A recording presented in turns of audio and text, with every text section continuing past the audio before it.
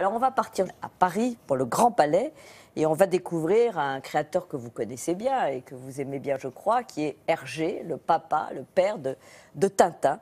Voici donc Hergé entre ombre et lumière avec Natacha Triou.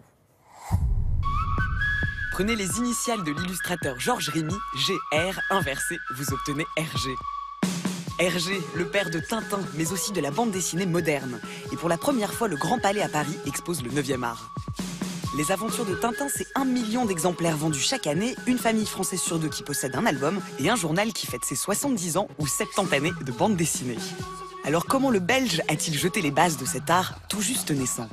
Vous vous amusez à écrire ces histoires? Oui, parfois, pas toujours. Pas toujours, parce que c'est parfois fatigant et il y a des jours où on est moins en train que d'autres. Mais en général, c'est amusant, oui. En 1929, il crée le célèbre reporter qui l'occupera toute sa vie. Quand Hergé dit « il y a toute ma vie dans Tintin », d'abord c'est parce qu'il y a passé presque toute sa vie, et qui, de 21-22 ans jusqu'à plus de 50 ans, ne va pas prendre de vacances, ne va pas voyager, ne va pas prendre de week-end, ne va pas prendre de soirée et ne va faire que dessiner. Dans un album, il y a environ, grosso modo, il doit y avoir environ 700 dessins. Il faut commencer par raconter l'histoire en brouillon. Quand mon dessin est fini au crayon, je le repasse sur calque et je le reporte sur une feuille propre. En plus de ça, il faut passer 700 fois à la plume, à l'encre de Chine, chacun de ces dessins.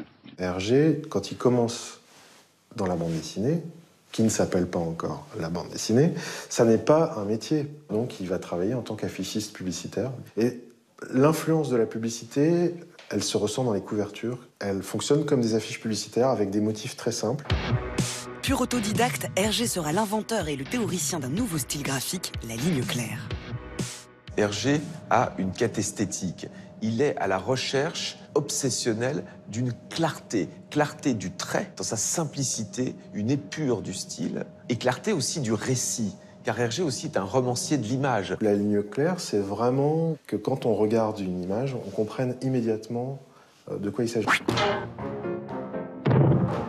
Hergé, quand il est adolescent, est d'abord un grand fan de cinéma. Il aime les films de Charlie Chaplin, de Buster Keaton, des Marx Brothers. Et on va retrouver cette influence. Trifon Tournesol vient aussi un peu de Buster Keaton. Les Laurel et Hardy ont aussi inspiré les Dupont et Dupont.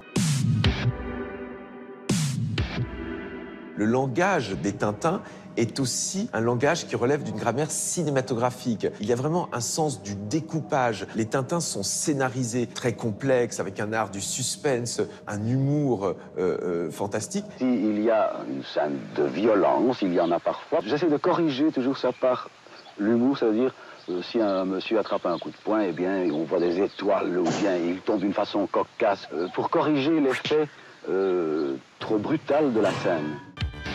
En tout, ces 23 albums traduits en une centaine de langues, et si Tintin s'exporte partout dans le monde, ce n'est pas seulement pour l'efficacité de son dessin. Tintin, c'est un schéma, c'est-à-dire que c'est un masque, c'est un simple rond avec un accent pour faire la houppe. Ce qui fait qu'on peut vraiment se projeter, même fille ou garçon. Je pense que quand on lit Tintin, on est Tintin. Hergé meurt en 1983 avec un album inachevé, l'Alpha Art, qui raconte l'assassinat de Tintin pour être transformé en sculpture, en œuvre d'art.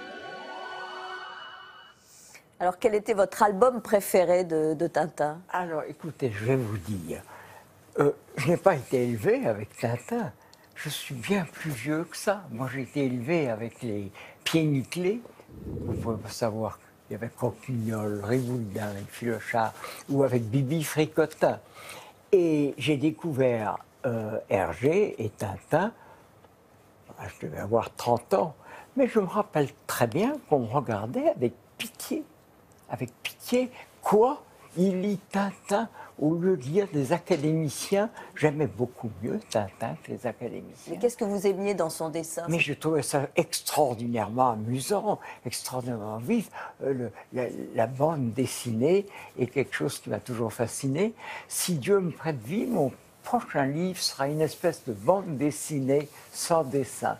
Et donc Tintin était pour moi une merveille. Et dans le cinéma, j'avais beaucoup aimé un film que tout le monde considérait comme du dernier degré, qui était Les Tontons Flingueurs, qui est un chef-d'œuvre. eh ben, j'ai été un des premiers à aimer les Tontons Flingueurs et j'ai tout de suite beaucoup aimé Tintin.